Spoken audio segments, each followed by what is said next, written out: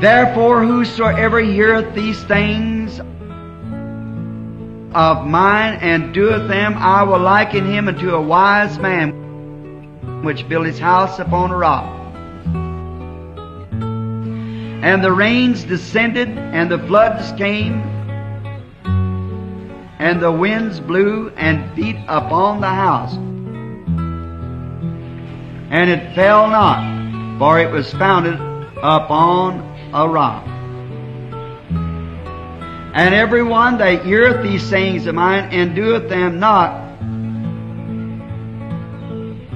shall be likened unto a foolish man which built his house upon the sands. And the rains descended, and the floods came, and the winds blew and beat upon the house, and fell, and great was the fall of it.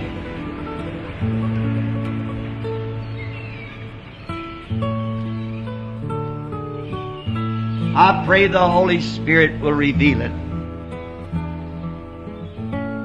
Jesus was speaking here of a coming storm which has got to strike every man and every woman that's born in the world. There's just no way out of it. That storm will strike you sometime or other. And it depends on what kind of a foundation that you have, whether your house will weather it or not. There's been many lives saved because of preparation for storms. And there's been many a life lost because of failing to take heed to the warning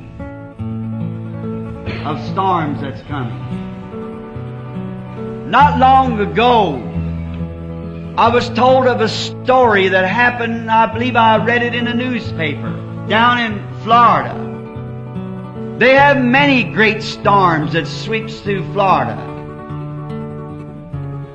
Typhoons that come in off the sea and brings the water for city blocks up into the city and sweeps out everything.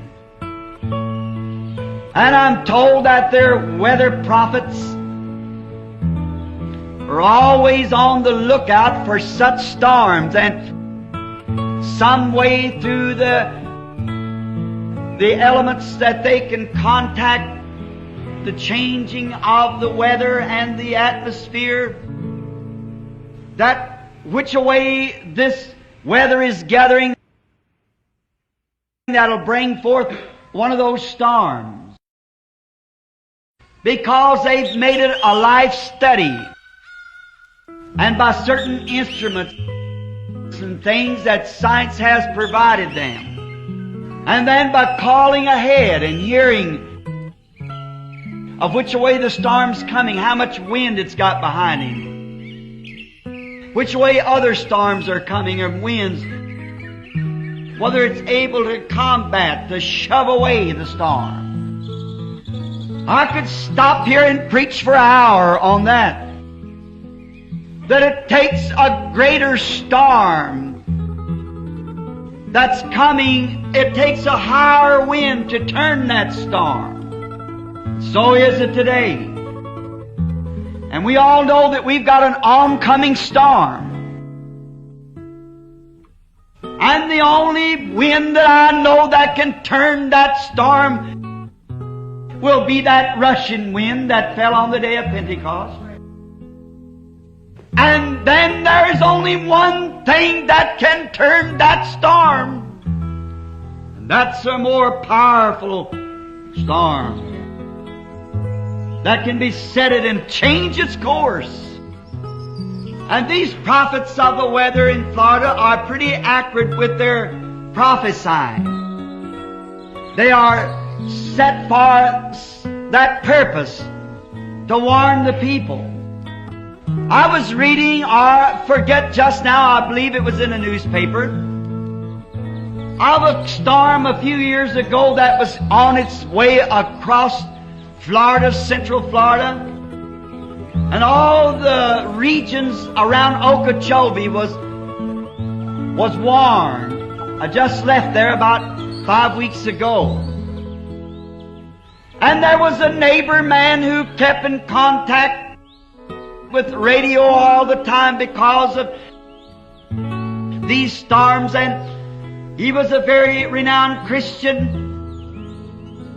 And he heard that the great typhoon was coming that way, twisting down trees, and everyone was warned to get to safety. And he thought of his neighbor who had a chicken farm and some light buildings with their chickens in them, their brooder houses and so forth, and their pens, where all that they had in life was tied up with these chickens of their living.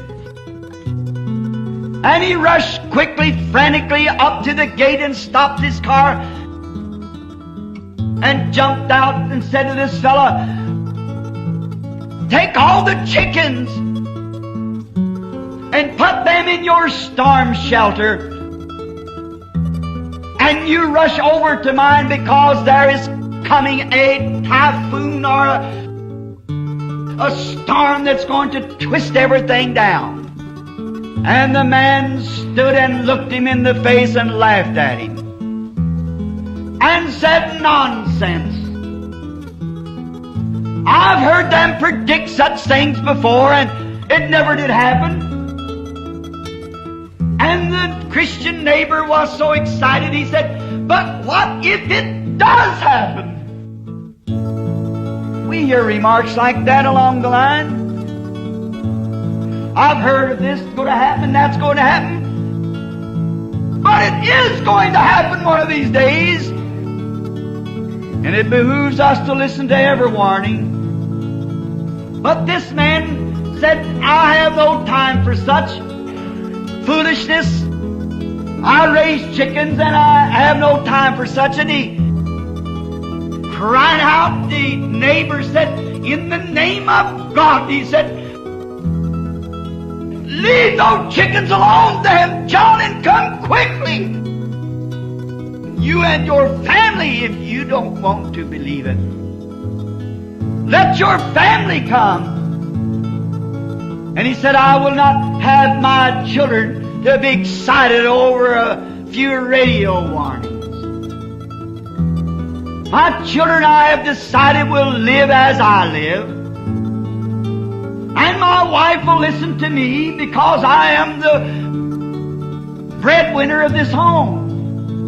And she must listen to me. I'm boss here. And I will not have my children all excited or tore up about some nonsense." And the neighbor was turned, and he went to his home,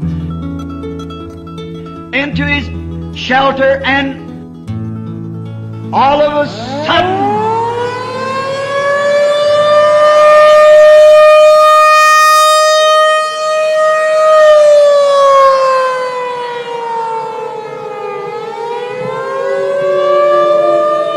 the cloud was up on him before they knew it. That's the way judgment strikes. It comes so sudden. You wonder how it can get there so quick. I've seen cruel man who once cursed God fall and scream and say, "How could you treat me this way?" The whole, every foundation was swept out from under him in a moment. It pays to take warning. Oh, you might laugh at the messenger. You might be able even to kill him. But you cannot kill the message.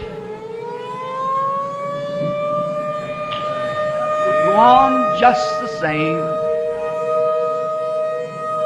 God's message is eternal. His words will never fail. Paul was successfully in having Stephen stoned. But all through his life until he surrendered to Christ was he never able to get away from that message. I see heavens open and Jesus standing at the right hand of God. Something got a hold of him. It wasn't the messenger, it was the message he had.